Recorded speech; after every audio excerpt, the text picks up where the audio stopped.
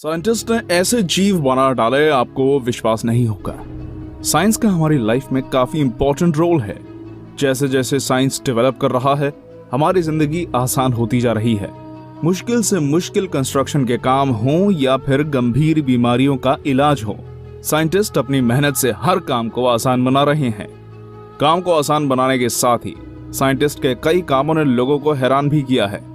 Scientist के द्वारा किए गए ऐसे कई सारे काम हैं जिसने लोगों को हैरान किया। लोगों को हैरान करते हुए साइंटिस्ट ने जानवरों की कई सारी हाइब्रिड प्रजाति तैयार की हैं। एक प्रजाति के जानवर का दूसरे प्रजाति के जानवर के साथ क्रॉस कराकर एक नई प्रजाति तैयार की गई है। इसके अलावा भी साइंटिस्ट ने कई और ऐसी चीजें बनाई हैं जो न सिर्फ आपको हैरान करेंगी बल्कि सोचने पर भी मजबूर कर सकती हैं। तो आइए देखते हैं साइंटिस्ट ने अब तक कौन कौन सी हैरान करने वाली खोज की है।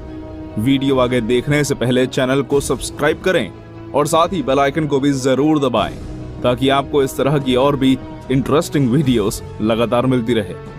10. The human ji. हाइब्रिड तरीके से जानवरों की नई प्रजाति तैयार करने का तरीका भले ही आपको नया लगे, लेकिन लगभग 100 साल पहले भी ये काम हो चुका है। ये तो आप सभी जानते होंगे कि इंसान और चिंपांजी का डीएनए 96% तक मैच करता है। डीएनए सिमिलैरिटी को देखते हुए साइंटिस्ट ने इंसान और चिंपांजी को मिलाकर एक नई प्रजाति को तैयार करने की बात सोची। 1910 में सोवियत यूनियन के बायोलॉजिस्ट इलिया इवानोविच इवानोव ने इंसान और चिंपांजी को मिलाकर एक नई प्रजाति बनाने के प्रोजेक्ट पर काम करना शुरू किया। इस प्रोजेक्ट पर काफी ज्यादा कंट्रोवर्सी भी हुई, लेकिन इवानोव अपने काम में लगे रहे। पहले इन्होंने ह्यूमन स्पर्म और फीमेल चिंपांजी पर काम करना शुरू किया, लेकिन चिंपांजी को प्रेग्नेंट करने में उन्हें सफलता नहीं मिली। फिर उन्होंने चिंपांजी के स्पर्म से ह्यूमन फीमेल को प्रेग्नेंट करने की कोशिश की, लेकिन दोनों में से किसी भी तरीके से उन्हें सफलता नहीं मिली। कंट्रोवर्शियल एक्सपेरिमेंट करने के कारण 1930 में उन्हें अरेस्ट कर लिया गया और 2 साल जेल में बिताने के बाद उनकी मौत हो गई।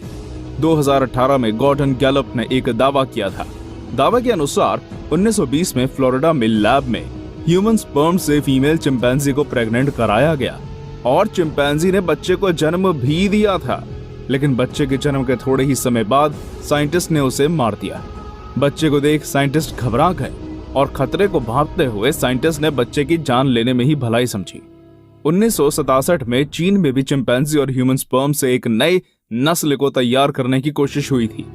एक्सपेरिमेंट में इन्वॉल्व डॉक्टर जी योंगशांग के अनुसार शेंगयांग के एक लैब में ह्यूमन जी को डेवलप करने का काम शुरू किया गया था। फीमेल चिंपांजी ह्यूमन स्पर्म से प्रेग्नेंट भी हो गई थी, लेकिन उसी दौरान चीन में कल्चरल रेवोल्यूशन शुरू हो गया और साइंटिस्ट्स को खेतों में काम करने भेज दिया गया। नतीजा ये हुआ कि देखभाल के बिना 3 महीने की प्रेग्नेंट फीमेल चिंपांजी मर गई। 9. स्पाइडर गोट। यदि आपसे कहा जाए कि एक बकरी भी सिल्क प्रोड्यूस कर सकती है तो फिर आप इसे मजाक ही कहेंगे, लेकिन हम मजाक नहीं कर रहे हैं। साइंटिस्ट ने ऐसी बकरी तैयार की है जो सिल्क प्रोड्यूस करती है। सिल्क प्रोड्यूस करने वाली इन बकरियों में नॉर्मल बकरी के मुकाबले कोई फर्क भी नहीं है। तो फिर ये कैसे सिल्क प्रोड्यूस करती हैं? दरअसल सिल्क प्रोड्यूस करने वाली इन बकरियों को मकड़ी के डीएनए के साथ डेवलप किया गया है। यूनिवर्सिटी ऑफ व्योमिंग के रिसर्चर रैंडी लुइस और उनकी टीम ने मकड़ी में सिल्क प्रोड्यूस करने वाले डीएनए को बकरी में मिल्क प्रोड्यूस करने वाले डीएनए के साथ मिलाया। इस डीएनए मैच से कुल 7 बकरी पैदा हुई। इन 7 में से 3 में सिल्क प्रोड्यूस करने वाला डीएनए पाया गया, बाकी 4 बकरी में डीएनए मैच फेल हो गया। जिन 3 बकरियों में डीएनए मैच सफल रहा, उन तीनों के दूध में अत्यधिक मात्रा में सिल्क पाया जाता है। इस डीएनए मैच से बकरी के हेल्थ पर भी कोई बुरा इफेक्ट नहीं पड़ा। सिल्क प्रोडक्शन के लिए साइंटिस्ट अपने इस एक्सपेरिमेंट को और आगे बढ़ाना चाहते हैं ताकि मजबूत नेचुरल सिल्क का प्रोडक्शन बढ़ सके। 8. The sudden death mosquito. मच्छर को इंसान का सबसे बड़ा दुश्मन माना जाता है और इसके पीछे कई वजह भी हैं। दुनिया में अब तक जितने लोग युद्ध की वजह से नहीं मर रहे हैं, उससे कहीं ज्यादा लोग मच्छर से होने वाली बीमारियों की वजह से मर चुके हैं। दुनिया की लगभग आधी आबादी के लिए मच्छर आज भी सबसे बड़ा दुश्मन है। डेंगू और मलेरिया से हर साल लाखों लोग बीमार होते हैं और हजारों लोगों की जान चली जाती है, और ये दोनों बीमारी मच्छर की वजह से ही होती है। मच्छर से होने वाले खतरे को देखते हुए ब्रिटेन की एक रिसर्च ऑर्गेनाइजेशन ऑक्सीटेक ने रिसर्च के बाद ऐसे मच्छर को तैयार किया है जिस मच्छर से मच्छरों की पूरी आबादी ही खत्म हो सकती है। लैब में जिस मच्छर को तैयार किया गया है उस मच्छर से पैदा होने वाला मच्छर मैच्योर होने से पहले ही मर जाता है। लैब में सिर्फ मेल मच्छर को ही तैयार किया गया है और ऑर्गेनाइजेशन का कहना है कि इस मच्छर को जंगल में छोड़ने के बाद इस इलाके से 3 महीने के अंदर ही मच्छरों की लगभग 80% आबादी खत्म हो जाएगी।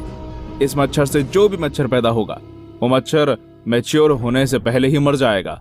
इस तरह से आबादी आगे नहीं बढ़ पाएगी और मच्छर खत्म हो जाएंगे। मच्छरों से निजात पाने के लिए भले ही ये सबसे कारगर उपाय लगे, लेकिन इस प्रोजेक्ट पर भी कई लोग सवाल उठा रहे हैं। लोगों का कहना है कि दुनिया से पूरी तरह मच्छर को खत्म करने से एनवायरनमेंट पर नेगेटिव इफेक्ट पड़ेगा। फ्लोरिडा के एक इलाके में इस मच्छर को रिलीज करना था ताकि इलाके से मच्छर को खत्म किया जा सके, लेकिन स्थानीय लोगों ने एक पिटीशन डालकर इस एक्सपेरिमेंट पर रोक लगा दी। 7. High octane bugs. फिलहाल पूरी दुनिया नेचर द्वारा दिए गए फॉसिल फ्यूल पर ही चल रही है, लेकिन एक ना एक दिन ये फ्यूल भी खत्म हो जाएगा। फ्यूल खत्म होने के बाद दुनिया कैसे चलेगी और इसका विकल्प क्या होगा, इस बात पर साइंटिस्ट कई साल पहले से ही काम कर रहे हैं और कई सारे विकल्प भी तैयार किए जा चुके हैं। फॉसिल फ्यूल के विकल्प के तौर पर कैलिफोर्निया की एक कंपनी बग्स की मदद से फ्यूल तैयार कर रही है। बग्स से तैयार होने वाला इस फ्यूल को फ्यूचर में फॉसिल फ्यूल के विकल्प के तौर पर भी देखा जा रहा है। इस फ्यूल को तैयार करने के लिए बग्स बायो वेस्ट के इस्तेमाल करती हैं। बायो वेस्ट इनका भोजन होता है और बग्स का वेस्ट बायोफ्यूल। हालांकि ये प्रोसेस अभी काफी महंगा है, लेकिन जब क्रूड ऑयल अवेलेबल नहीं होगा तब उसके विकल्प के तौर पर इसे बायोफ्यूल का ही यूज किया जाएगा। साइंटिस्ट इस प्रोसेस को सस्ता बनाने की भी कोशिश कर रहे हैं। 6. Naked chicken. साइंटिस्ट के लिए कुछ भी इम्पॉसिबल नहीं होता, वो जिस बारे में सोच लेते हैं उसे कंप्लीट कर ही लेते हैं।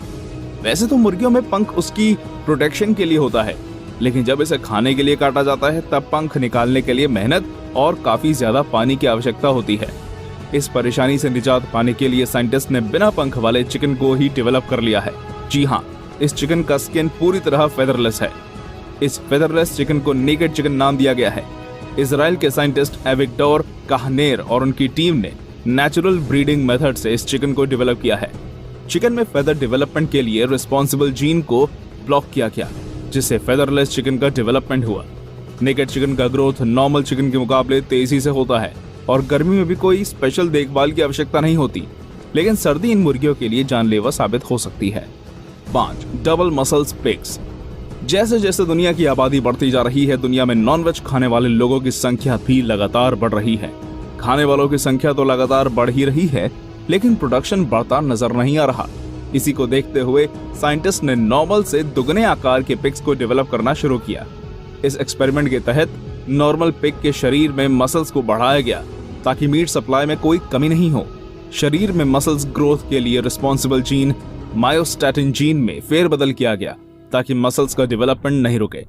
जीन फेरबदल करने का परिणाम ये हुआ कि सेम टाइम पीरियड में ही पिग्स नॉर्मल से 2 गुना ज्यादा वजनी हो गए। इस एक्सपेरिमेंट को साउथ कोरिया में साइंटिस्ट जिन सू किम के लीडरशिप में किया गया। जिन सू किम का मानना है कि फ्यूचर में इस टेक्निक से पिग डेवलपमेंट करके नॉनवेज की कमी को पूरा किया जा सकता है। 4. Land mines detecting plants. Land mine जमीन में कहां पर छुपा हुआ है, इसका पता लगाना काफी ज्यादा मुश्किल और घातक है। पूरी दुनिया में लगभग 100 मिलियन से ज्यादा लैंड माइन जमीन के अंदर छुपे हुए हैं और उसके छुपे होने की एग्जैक्ट जगह के बारे में शायद कोई नहीं जानता है। लैंड माइन को डिटेक्टर से तलाश करना भी काफी ज्यादा मुश्किल और घातक हो सकता है।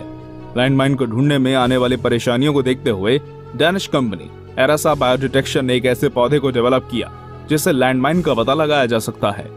सालों की मेहनत के बाद साइंटिस्ट ने इस पौधे को डेवलप करने में सफलता हासिल कर ली है। जमीन में लैंडमाइन छुपे होने पर इस पौधे का रंग 3 से 5 हफ्तों में हरे से लाल हो जाता है। इस पौधे से काफी कम खर्च में ही बिना किसी खतरे के लैंडमाइन का पता लगाया जा सकता है। 3. रुपी। रुपी नस्ल का कुत्ता दूसरे नस्ल की कुत्तों से बिल्कुल अलग है। रुपी वर्ल्ड्स फर्स्ट ट्रांसजेनिक डॉग है। इस कुत्ते की खासियत ये है कि इसकी स्किन अल्ट्रावायलेट लाइट से ग्लो करती है। Seoul national university south Korea के रिसर्चर बियोंग चुन ली और उनकी टीम ने इस स्पेशल डॉग को डेवलप किया है। अल्ट्रावायलेट लाइट में ग्लो करने वाले इस डॉग को फाइब्रोब्लास्ट सेल्स को क्लोन करके डेवलप किया गया है। फाइब्रोब्लास्ट सेल्स के क्लोनिंग से रेड फ्लोरोसेंट प्रोटीन प्रोड्यूस होता है जो कि अल्ट्रावायलेट लाइट में ग्लो करता है। ट्रांसजेनिक डॉग को डेवलप करने के लिए ली और उनकी टीम ने 344 एम्ब्रियोस को 20 कुत्तों में इम्प्लांट किया, जिसमें से सिर्फ 7 एम्ब्रियोज ही डेवलप हो सके। 7 में से 1 की मौत प्रेगनेंसी पीरियड में ही हो गई, जबकि 1 की मौत जन्म के 11 हफ्ते बाद हो गई।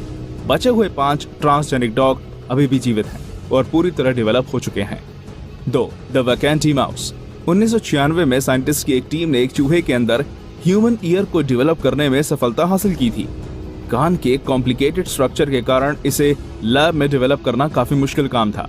तो इसी बात को देखते हुए साइंटिस्ट चार्ल्स ए वैकेंटी और उनकी टीम ने एक चूहे के स्किन के अंदर कान को डेवलप करने के प्रोजेक्ट पर काम शुरू कर दिया। कान को बनाने के लिए कार्टिलेज का उपयोग किया गया था। काउ कार्टिलेज सेल्स को बायोडिग्रेडेबल ईयर शेप्ड मोल्ड में डेवलप किया गया, फिर ऐसे चूहे के स्किन के अंदर इम्प्लांट किया गया। स्किन के अंदर कार्टिलेज नेचुरली कान के आकार में डेवलप हो गया। इस प्रोजेक्ट को उस समय काफी ज्यादा पब्लिसिटी मिली। 1. The real planet of the apes. Parkinson एक ऐसी बीमारी है जिसका अब तक कोई भी इलाज नहीं ढूंढा जा सका है। सालों साल रिसर्च के बावजूद कोई भी ऐसा इलाज नहीं मिल सका है जिससे कि पार्किंसन का पूरी तरह इलाज किया जा सके। पार्किंसन का इलाज के लिए जापान में साइंटिस्ट की एक टीम ने बंदरों पर कुछ रिसर्च और एक्सपेरिमेंट किए हैं। इस एक्सपेरिमेंट से मिले परिणाम में पार्किंसन का पक्का इलाज मिलने की संभावना काफी बढ़ गई है। इस एक्सपेरिमेंट में पार्किंसन से पीड़ित बंदरों में ह्यूमन स्टेम सेल से तैयार किए गए न्यूरॉन को बंदरों में ट्रांसप्लांट किया गया। इस ट्रांसप्लांट के 2 साल के भीतर ही साइंटिस्ट को पॉजिटिव रिजल्ट्स मिले। बंदर चलने के काबिल भी बने और उनकी फिजिकल स्ट्रेंथ भी बढ़ी। साइंटिस्ट को उम्मीद है कि इस टेक्निक से पार्किंसन बीमारी से पीड़ित इंसानों का भी इलाज मुमकिन हो सकता है। वीडियो कैसी लगी दोस्तों, कमेंट में जरूर बताएं और चैनल को सब्सक्राइब करना ना भूलिएगा। धन्यवाद।